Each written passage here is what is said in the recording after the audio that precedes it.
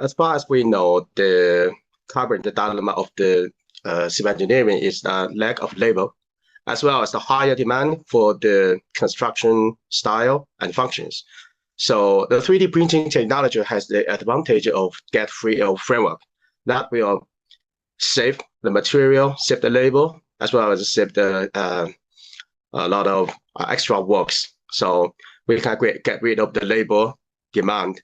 So in the future, there will be less and less worker in the construction site. So this technology has tremendously function that that will enhance the flexibility of our construction buildings, as well as the do the refunction and the remaining maintenance of our current construction facilities.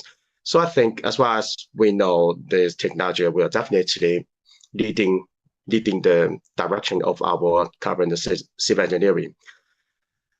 What's more, the AI technology, which means the artificial intelligence, will yielding the sustainable construction as well, because the industrial waste will be the fundamental material instead of the traditional sandstones, which will save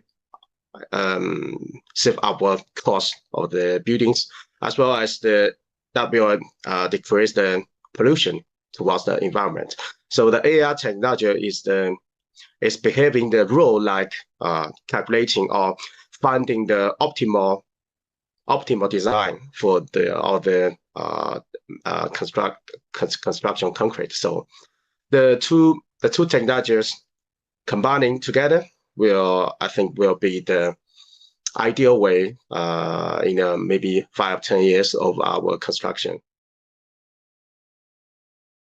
So I think the main barriers for the 3D printing technology as well as AI into the market is the standard.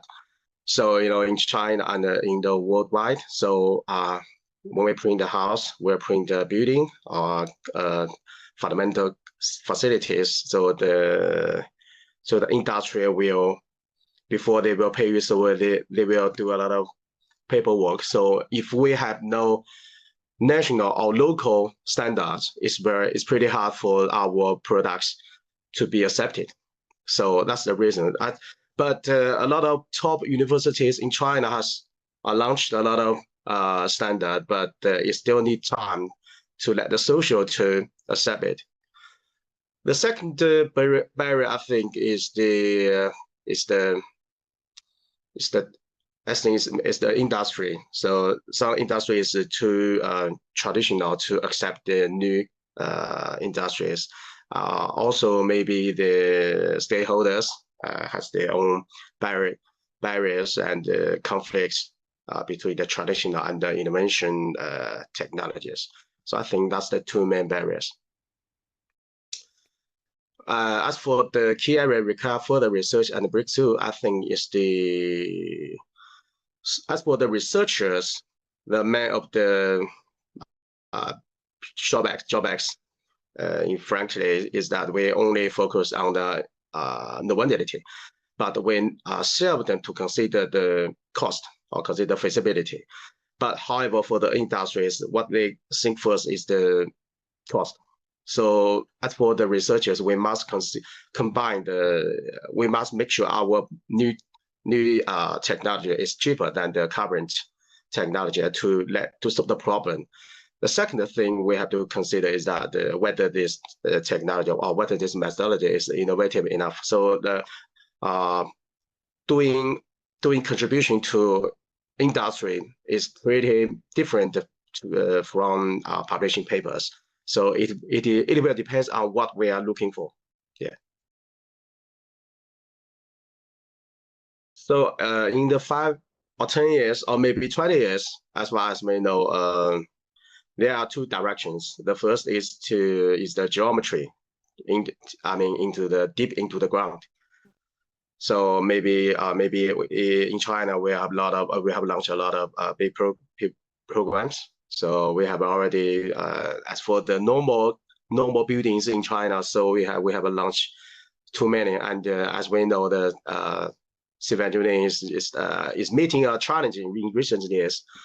So the country or the government want to the deep ground is one of the potential place, and more importantly, I think the moon will be the future topic, hot research topic, and the industrial topic in the maybe 10 or 20 years. So that is we are focusing on, maybe how to build the houses, how to build the basement in the moon.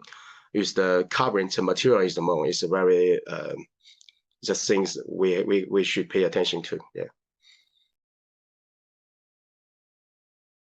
So the goals to lead the journal is that we want to share the innovative ideas to all over the world.